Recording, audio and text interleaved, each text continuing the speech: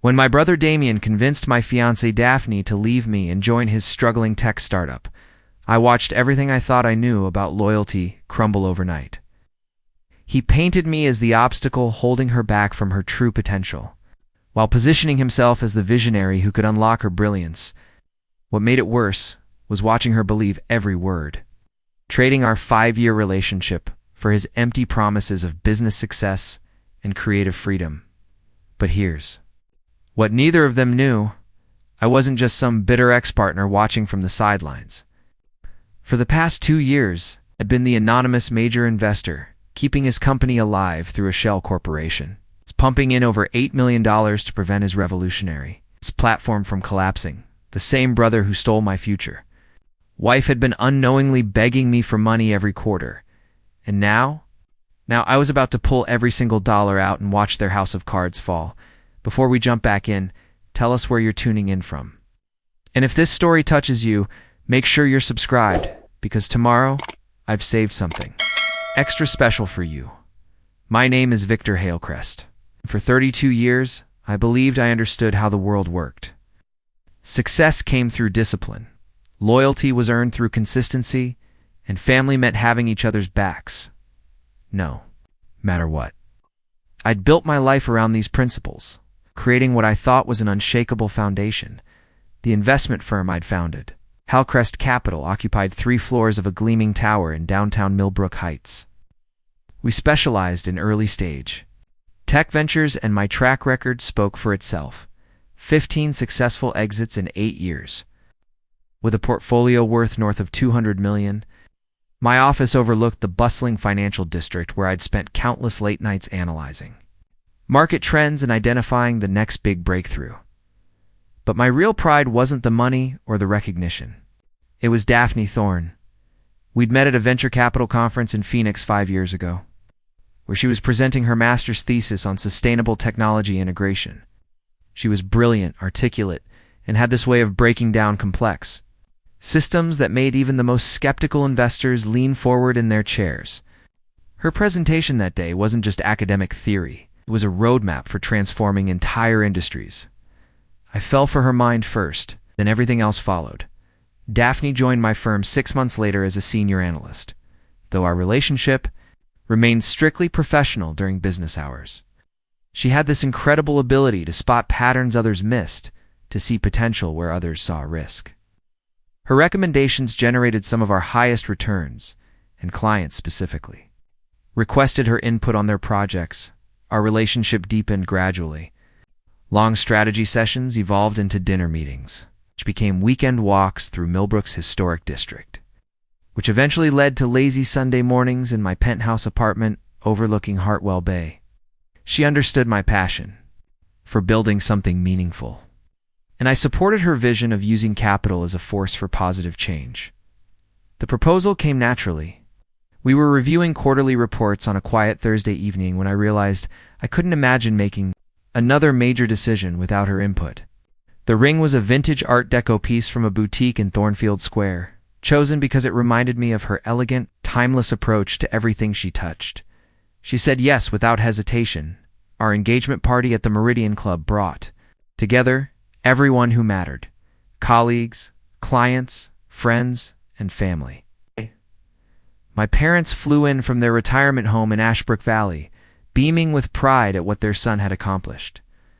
Daphne's parents drove up from Silverdale, where her father ran a small renewable energy consultancy and her mother taught environmental science at the local university. The only complicated element was my younger brother, Damian. Damian had always been the creative one, the dreamer who saw possibilities where others saw obstacles. While I'd focused on business school and building capital, he'd pursued a computer science degree and immediately dove into the startup world. His first company, a social media analytics platform called Trendscope, had shown initial promise before running into the typical early-stage challenges: user acquisition costs, technical scalability issues, and the eternal struggle for sustainable revenue. During the engagement party, I watched him work the room with his characteristic charm. Damian had always possessed this magnetic quality, this ability to make people feel like they were part of something revolutionary. He spoke about Trendscope with genuine passion, explaining how artificial intelligence could transform, how businesses understood their customers. What I didn't realize was how intently he was studying. Daphne, he spent considerable time discussing her background in sustainable tech integration, asking detailed questions about her methodologies and insights. She was gracious, as always, sharing her perspective on how AI could be leveraged for environmental impact analysis. They talked for nearly an hour about the intersection of technology and sustainability. With Damian taking notes on his phone, at the time I found their conversation encouraging. My brother was finally taking business seriously, seeking advice from someone with real expertise. Daphne mentioned afterward how impressed she was with his vision, though she noted he seemed to lack the practical framework to execute his ideas effectively. "He's got the passion," she told me as we drove home that night. But passion alone doesn't build sustainable businesses. You need structure, discipline, and probably some experienced guidance. I agreed completely. Damian had always been long on enthusiasm and short on execution. His apartment in the artsy Riverside district was littered with half-finished projects, abandoned prototypes and business plans that never progressed beyond the conceptual stage. He'd ask for advice occasionally, but usually dismissed my suggestions as too corporate or lacking vision. The week after our engagement party, I made a decision that would change everything. Though I didn't know it at the time, Trendscope was bleeding money, and Damian was running out of runway. He'd exhausted his initial funding, maxed out his credit cards, and was facing the possibility of shutting down within 60 days. Rather than watch my brother fail, I decided to help him succeed. But I didn't want to create dependency or resentment by giving him money directly.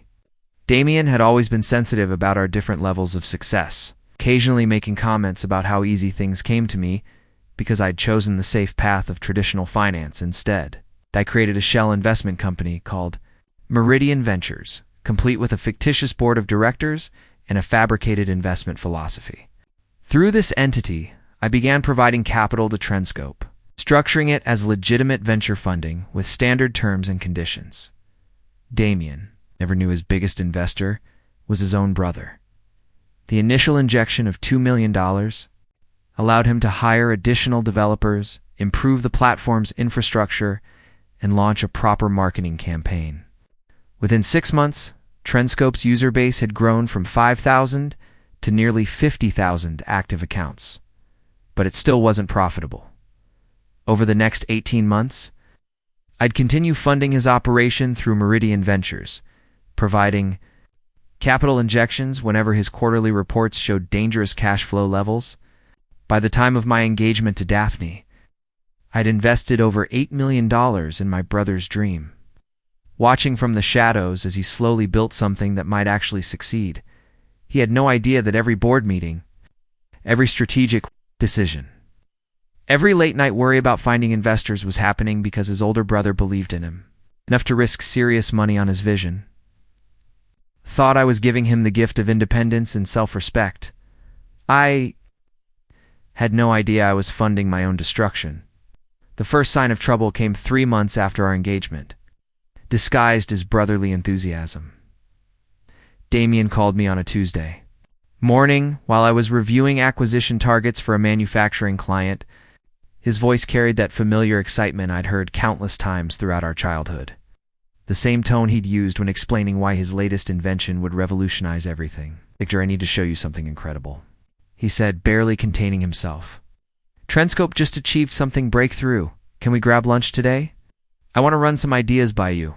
We met at Castellano's, a quiet Italian restaurant in Millbrook's business district, where the sound of conversations would mask any sensitive business discussions. Damian arrived 15 minutes early, which surprised me. He was notorious for running late, treating punctuality as more of a suggestion than a commitment. He'd brought a laptop and several notebooks filled with charts, user engagement metrics, and revenue projections. For the first time in years, his presentation felt professional, structured, and genuinely impressive. Trendscope had evolved from a simple analytics platform into something approaching a comprehensive business intelligence system.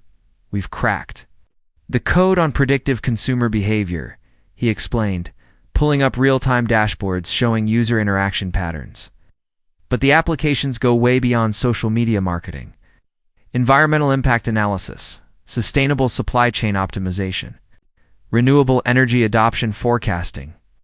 The AI can model almost any complex system. I found myself genuinely intrigued. The technical capabilities he was describing represented a significant leap forward from where Trendscope had been even 6 months earlier.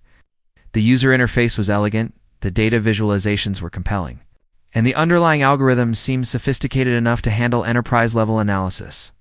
"This is impressive work," I told him. "Your development team has really stepped up." Damian's expression shifted slightly. "Actually, that's what I wanted to discuss with you. I think we need to expand our advisory board.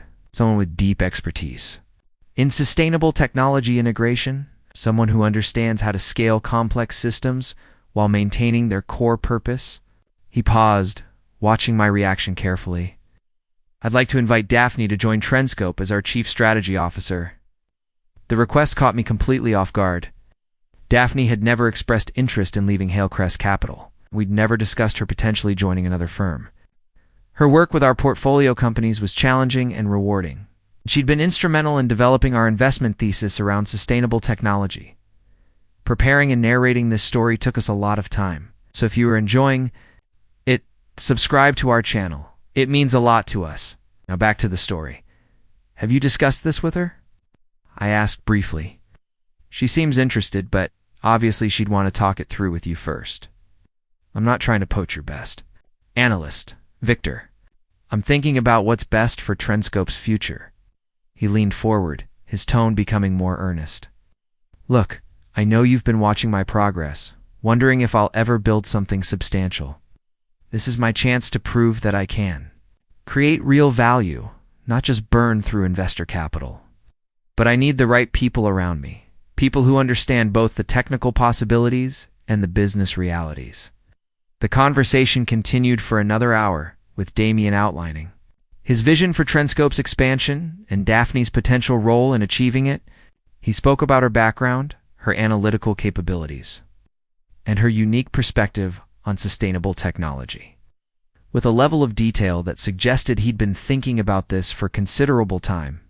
That evening, I mentioned the conversation to Daphne while we were preparing dinner in my penthouse kitchen. She was chopping vegetables for a salad, her movements precise and methodical as always. "Damian approached you about joining Trendscope?" she asked, looking up from the cutting board. "He did. What did you think of the platform when he showed it to you?" She set down her knife and turned to face me fully. "It's remarkable, Victor. I mean, truly impressive. The predictive modeling capabilities are unlike anything I've seen in the sustainable tech space. If he can scale it properly, Trendscope could become a major player in environmental impact analysis." There was something in her voice, an excitement I hadn't heard when she discussed our current portfolio companies. "But you're happy at Hailcrest," I said. "Of course I am. We've built something meaningful together, but—" She paused, choosing her words carefully. "Sometimes I wonder if we're playing it too safe. Our investments are solid, profitable, but are we really pushing boundaries? Are we funding the kind of revolutionary change the world needs?" Over the following weeks, Damian began involving Daphne in informal consultations about Trendscope's strategic direction. He'd invite her to coffee meetings, send her detailed technical specifications for review, and ask for her input on potential market expansion opportunities. She'd come home from these sessions, energized in a way I hadn't seen in months. "Your brother has vision," she told me one evening as we walked along the Hartwell Bay waterfront. "He sees possibilities that more conservative investors might miss. The environmental applications alone could transform how corporations approach sustainability reporting." I found myself in an uncomfortable position. Supporting Daphne's professional interests was important to me, but something about Damian's an approach felt calculated in ways I couldn't articulate. It was charm and enthusiasm, painting pictures of revolutionary change and industry transformation. But I knew the realities of his business better than anyone. Trendscope was still hemorrhaging money. Despite the impressive technical progress, user acquisition costs remained high. Enterprise sales were inconsistent, and the underlying business model hadn't achieved real profitability. Every quarter I was providing additional capital through Meridian Ventures to keep the operation afloat. But Daphne didn't know that.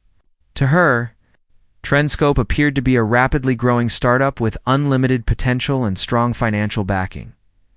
The turning point came during our monthly portfolio review meeting at Hailcrest Capital. We were discussing a renewable energy investment. When Daphne suggested we should consider companies with more aggressive growth strategies, "We're excellent at identifying solid, profitable businesses," she said. "But are we funding the next generation of environmental innovators? The companies that will define how sustainability technology evolves over the next decade?" "We've had consistent returns," I replied. "Our approach works. But does it matter?" she asked, her voice carrying an edge I'd rarely heard. "If we're just optimizing existing systems instead of funding revolutionary change, are we really making a difference?" The question hung between us, representing something larger than investment strategy. It was about vision, risk tolerance, and our fundamental approach to creating value in the world. That night, Damian called to invite us both to dinner at his apartment in the Riverside district. He'd been cooking, he said, and wanted to show us Trendscope's latest development milestone. His apartment had been transformed. Gone were the scattered prototypes and abandoned projects. Instead, he'd created a sophisticated workspace with multiple monitors displaying real-time analytics, user engagement metrics, and revenue projections. The atmosphere felt professional, focused, and undeniably successful. Daphne was captivated. She spent 3 hours reviewing Trendscope's technical capabilities, discussing potential applications and brainstorming expansion strategies. I watched from the kitchen island, nursing a glass of wine and observing how animated she became when discussing Damian's vision. He was presenting her with something I couldn't offer, the chance to be part of building something revolutionary, from the ground up, rather than simply investing in other people's innovations. As we walked to our car that night, Daphne was quiet for several blocks. "What are you thinking about?" I asked. "Damian offered me the position officially tonight," she said. "Chief Strategy Officer, equity stake, and the opportunity to shape Trendscope's entire direction." I felt something cold settle in my chest, and she stopped walking and turned to face me under the streetlight. The conversation that changed everything happened 3 weeks later. On a Thursday evening that started like any other, I'd been working late at Hailcrest Capital, reviewing quarterly reports from our portfolio companies and preparing for the next day's client meetings. The office was quiet, most of the staff having left hours earlier. Leaving me alone with the soft hum of servers and the distant sounds of evening traffic from Millbrook Heights below, my phone buzzed with a text from Daphne, still at Trendscope. "Finalizing transition plans. Don't wait up." It was the 4th late night this week she'd spent at Damian's office, working on what she called strategic integration. She'd officially accepted the position 2 weeks prior, though she wouldn't start until the end of the month. The transition period was supposed to be about knowledge transfer and organizational planning, but something felt wrong. I'd built my career on reading between the lines, identifying patterns others missed, and recognizing when presented information didn't align with underlying realities. The same instincts that made me successful at identifying promising investments were now triggering alarm bells about my own life. I opened my laptop and pulled up the Meridian Ventures investment files. As Trendscope's largest investor, I received detailed monthly reports about the company's operations, financial performance, and strategic initiatives. I'd been so focused on ensuring Damian had adequate funding that I hadn't carefully analyzed the recent organizational changes. The most recent report, dated just 5 days earlier, painted a troubling picture, despite bringing in Daphne as chief strategy officer. Trendscope's core metrics hadn't improved. User acquisition costs were still climbing, enterprise sales remained inconsistent, and monthly recurring revenue had actually declined over the past quarter. The company was burning through cash faster than ever, with no clear path to profitability, but the report also contained information I hadn't expected. Under a section titled Strategic Partnerships and Market Expansion, there was detailed analysis of potential competitors in the sustainable technology space. The research was thorough, identifying market gaps and competitive advantages with a level of sophistication that suggested someone with deep industry expertise. Someone exactly like Daphne. I scrolled through additional sections of the report, finding comprehensive competitive intelligence about Hailcrest Capital's portfolio companies, their investment strategies, and their planned expansion into environmental technology. Information that could only have come from inside knowledge of our firm's confidential operations. My hands were shaking as I reached for my phone to call Daphne, but something stopped me. Instead, I did what I'd trained myself to do when facing complex problems. I gathered more information. I accessed the secure server where Hailcrest Capital stored our most sensitive client information and investment strategies. The access logs showed exactly what I feared. Daphne had been downloading files, copying strategic plans, and accessing confidential research reports throughout the past month. The files she'd accessed weren't random. They were specifically focused on our sustainable technology investments, our environmental impact assessment methodologies, and our proprietary research on emerging market opportunities. Everything she'd need to position Trendscope as a direct competitor to our core business. My phone rang. Damian. Victor, are you still at the office? Yes. I managed to say, perfect.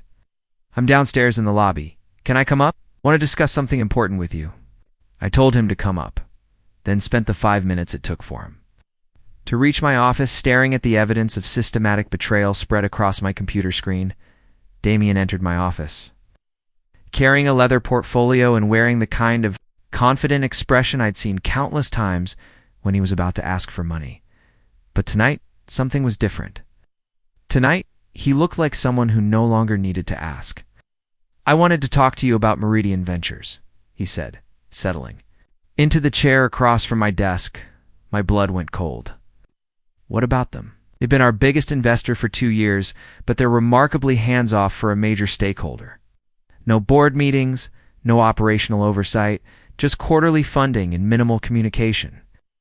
It's unusual for a venture capital firm of that size. He opened his portfolio and pulled out a stack of documents, so I did some research. The papers he spread across my desk contained information about Meridian Ventures that I thought was completely secure. Incorporation documents, bank routing information, and most damaging of all, the signature authorization forms that clearly showed my name as the primary account holder. You've been funding Trendscope this whole time, he said, his voice carrying no surprise. Your own shell company, your own money, your own strategic decisions about our direction? Damian, I can explain. Oh, I know exactly why you did it, he interrupted, leaning forward in his chair. You couldn't stand watching me succeed independently, so you found a way to maintain control while letting me believe I was building something on my own. Classic older brother behavior. His tone wasn't angry, it was almost amused. But here's what you didn't consider. What happens when I don't need your money anymore? He pulled out another document, this one bearing the letterhead of Stonehaven Capital, one of the most prestigious venture capital firms on the East Coast. $45 million, Series B funding, led by Stonehaven, with participation from 3 other major firms.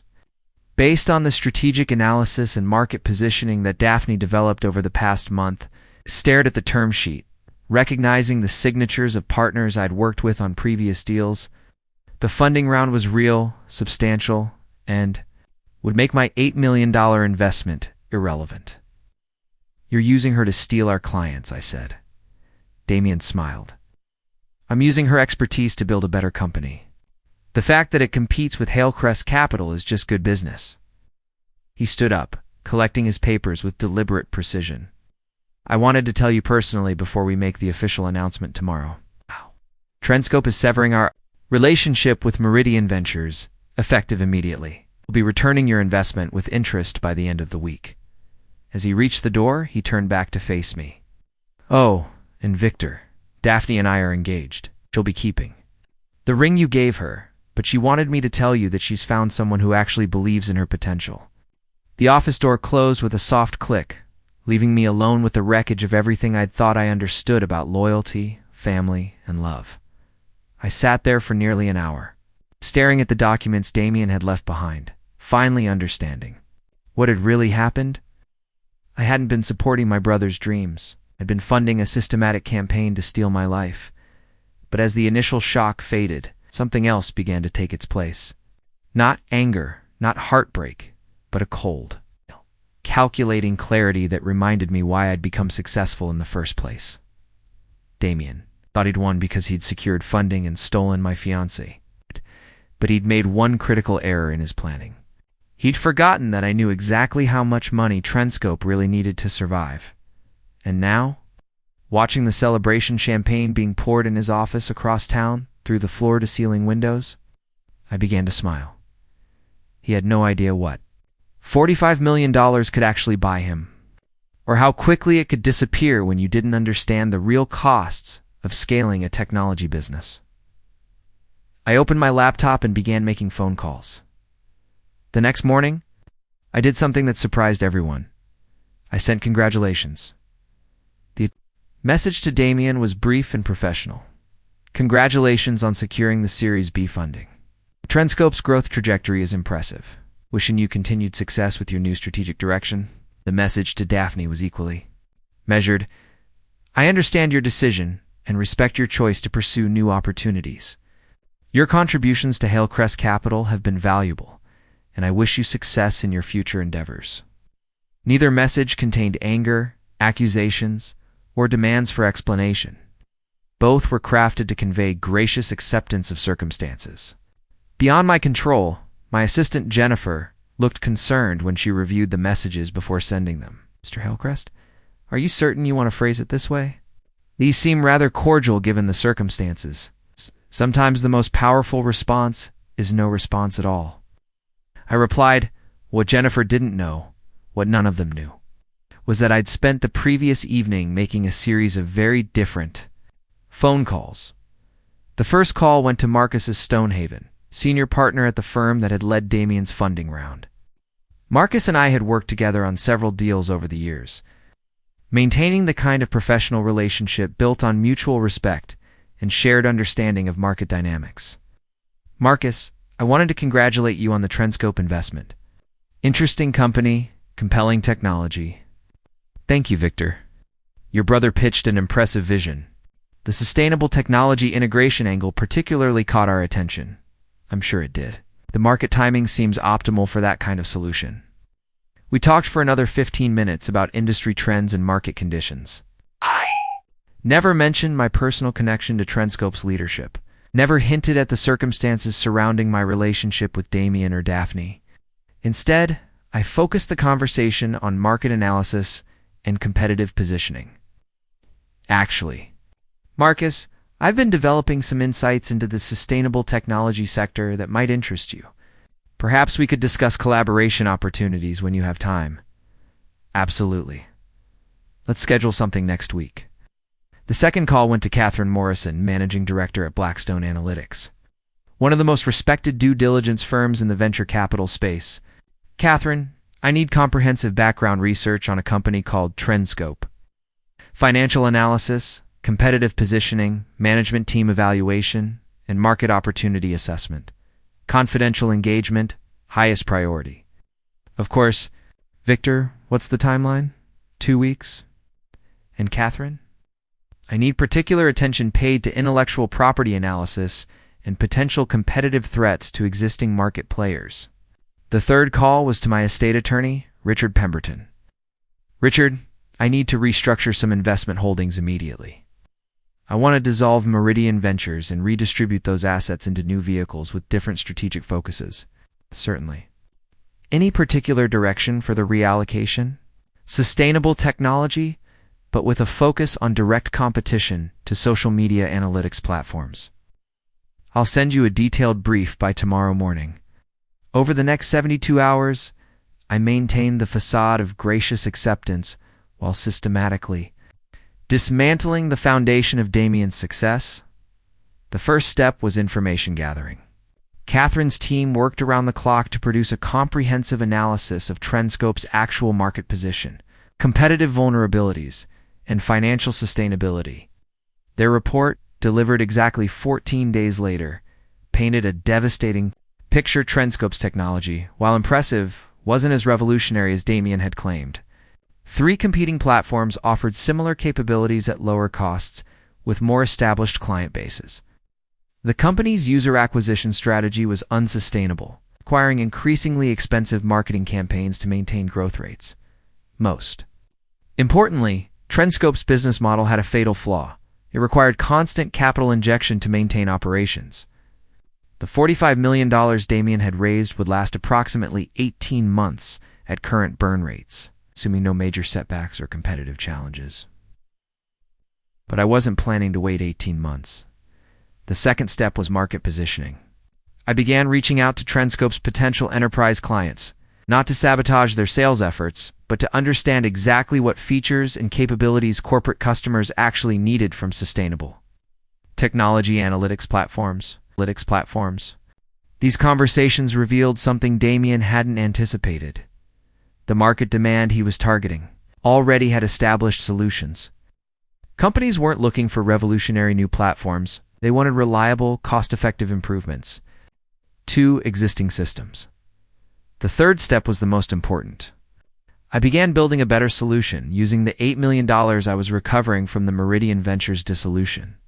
Plus additional capital from my personal investment portfolio, I quietly acquired controlling interests in 3 smaller companies that specialized in different aspects of sustainable technology analysis, rather than trying to build a comprehensive platform from scratch. I was assembling a portfolio of specialized tools that could be integrated to provide everything Trendscope offered, but with lower costs, proven track records, and established client relationships. The acquisition strategy was surgical. Each company I purchased had specific capabilities that directly competed with core Trendscope features, but none were large enough to attract attention from major venture capital firms or industry analysts. Within 6 weeks, I'd assembled what amounted to a Trendscope competitor with superior technology, lower operating costs, an existing client base generating positive cash flow. But the most elegant aspect of my strategy wasn't the business model, it was the timing. I scheduled the official launch of my new platform, which I called Eco Vantage Analytics, for exactly 60 days after Damian's funding announcement. This timing would coincide with Trendscope's first quarterly review under Stonehaven Capital's oversight, when they would be expecting to see accelerated growth and improved market penetration. Instead, they would discover that their investment was facing direct competition from a more established, better-funded alternative backed by someone with deeper industry relationships and superior market knowledge. The launch event was scheduled for the Metropolitan Business Center in downtown Millbrook Heights, the same venue where Damian had held his funding celebration. I invited every client, partner, and industry contact who had attended his event, plus additional stakeholders from the sustainable technology sector. But I also did something that would have been impossible for it. Damian, I invited representatives from Trendscope's new investors. The invitation to Marcus Stonehaven was carefully worded. You expressed interest in sustainable technology market opportunities. I believe Eco Vantage Analytics represents the next evolution in this sector. I'd value your perspective on our strategic approach. Marcus accepted immediately. The week before the launch, I received 2 messages that confirmed everything was proceeding according to plan. The first was from Daphne, sent to my personal email at 11:30 on a Tuesday night. Victor, I heard about Eco Vantage Analytics through industry contacts. I wanted to reach out directly rather than let this become awkward if we encounter each other at professional events. I hope we can maintain a cordial relationship despite recent changes. The sustainable technology sector isn't large enough for unnecessary conflicts. The second message came from Damian, delivered via text message.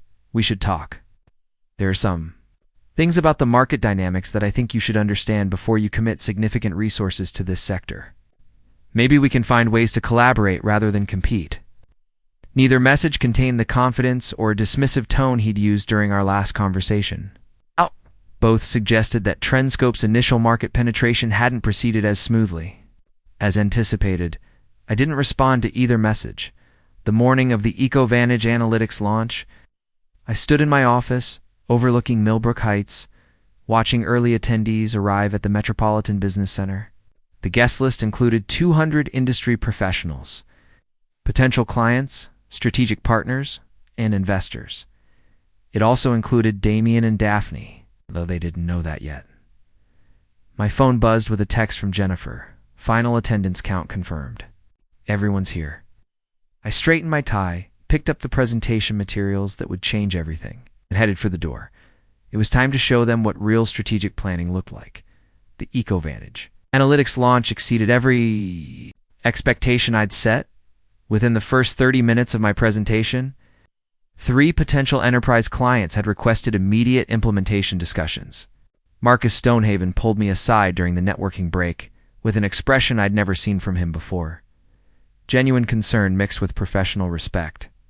"Victor, I need to ask you directly," he said, lowering his voice as we stood near. The floor-to-ceiling windows overlooking Millbrook Heights. "How long have you been developing this platform?" 6 weeks of intensive integration, I replied truthfully, though the underlying technology components have been in development for much longer. His face went pale. 6 weeks. "We've been evaluating Trendscope for 8 months, and your solution already surpasses their capabilities in every measurable category." The room's energy shifted when Damian and Daphne arrived, 40 minutes into the event. I watched them through. The crowd as they took in the sophisticated displays, the engaged audience, and the obvious commercial success of what they had dismissed as impossible competition. Daphne approached me first, her professional composure intact but her eyes betraying uncertainty. "Integration work here is impressive," she said, gesturing toward the live demonstration stations. "How did you achieve this level of system compatibility so quickly?" "Experience," I said simply. "Understanding what clients actually need rather than what we think they should want." She nodded slowly, clearly recognizing the implicit criticism of Trendscope's approach. "Victor, I wanted you to know that leaving Hailcrest Capital wasn't easy. I believed in what Damian was building, but I never intended for things to end the way they did between us." Before I could respond, Marcus Stonehaven appeared beside us. "Miss Thorne, I didn't realize you'd be here tonight. I wanted to discuss some concerns that have emerged about Trendscope's market positioning." The conversation that followed was professionally devastating for both Damian and Daphne. Marcus outlined in precise detail why Stonehaven Capital was reconsidering their investment strategy for Trendscope. The market research they'd conducted post-funding revealed competitive threats they hadn't anticipated. User acquisition costs that exceeded projections, technology limitations that undermined the platform's scalability claims. The due diligence process identified Trendscope as a first mover in sustainable technology analytics, Marcus explained. But recent market analysis suggests we may have misunderstood the competitive landscape. Across the room, I could see Damian in intense conversation with 2 other Stonehaven partners. His confident posture from previous meetings had been replaced by the defensive stance of someone scrambling to explain unexpected problems. The final revelation came during my closing presentation, when I displayed the client testimonials that had been secured during Eco Vantage's beta testing phase. 3 companies that had been considering Trendscope contracts had switched to our platform after comparing capabilities and pricing. But the most damaging moment occurred during the question and answer session, when someone from the audience asked about my background in sustainable technology investment. "Mr. Hailcrest, your expertise in this sector seems remarkably comprehensive. How long have you been focused on sustainable technology analytics?" 8 years of direct investment experience, I replied, including extensive analysis of early-stage companies attempting to solve similar market challenges. Sometimes the most valuable education comes from observing what doesn't work. The implication was clear to everyone in the room, especially to Marcus Stonehaven and his team. As the evening concluded, I found myself in conversation with Catherine Morrison from Blackstone Analytics. The research report we completed on Trendscope painted a challenging picture, she said quietly. "I assume that influenced your strategic approach here?" "Information always influences strategy," I agreed. "The question is whether people choose to act on accurate information or prefer comfortable assumptions." She handed me her business card with a slight smile. "I suspect you'll be receiving some interesting calls over the next few weeks." She was right. The calls started the next morning, 3 months after the Eco Vantage Analytics launch. Stonehaven Capital officially withdrew their investment from Trendscope. Marcus. Stonehaven delivered the news personally during a conference call that I wasn't supposed to know about, but industry connections run deep in venture capital circles. The withdrawal terms were particularly brutal. Immediate repayment of principal plus penalties, dissolution of the board seat, and termination of all strategic support relationships. Trendscope couldn't survive the capital recall. Within 2 weeks, Damian was forced to lay off 60% of his workforce and begin liquidating company assets to meet the repayment obligations. I received 2 messages during this period. The first came from Daphne, sent to my personal email. On a Wednesday morning, Victor, I know you probably don't want to hear from me, but I wanted you to understand something. I never intended for things to happen the way they did. I genuinely believe Trendscope represented something revolutionary. I was wrong about many things, including how I handled our relationship. I'm sorry. I'm sorry. The second message arrived via certified mail 3 days later. A formal letter from Damian's attorney proposing a strategic partnership between Trendscope's remaining assets and Eco Vantage Analytics. The proposal included Damian joining my company as a senior consultant, leveraging his innovative vision within my established operational framework. I responded to neither message. Instead, I focused on building something sustainable. Eco Vantage Analytics had secured 12 enterprise clients within 90 days of launch, generating positive cash flow from month 1. The integrated platform approach had proven so successful that 2 major corporations were requesting custom development contracts worth over $15 million combined. 6 months later, I received an unexpected visitor at my Millbrook Heights office. Daphne appeared in my reception area on a Thursday afternoon, carrying a portfolio and wearing the professional attire I remembered from our Hillcrest Capital days. She looked tired but determined. I know you didn't respond to my messages, she said, when Jennifer escorted her into my office, but I wanted to make one final attempt to clear the air between us. There's nothing to clear, I replied calmly. You made decisions based on the information available to you at the time. The market determined which approach was more sustainable. She placed her portfolio on my desk. I've been consulting independently since Trendscope dissolved. Small projects, mostly helping startups with strategic planning. I wanted you to see some of the work I've been doing.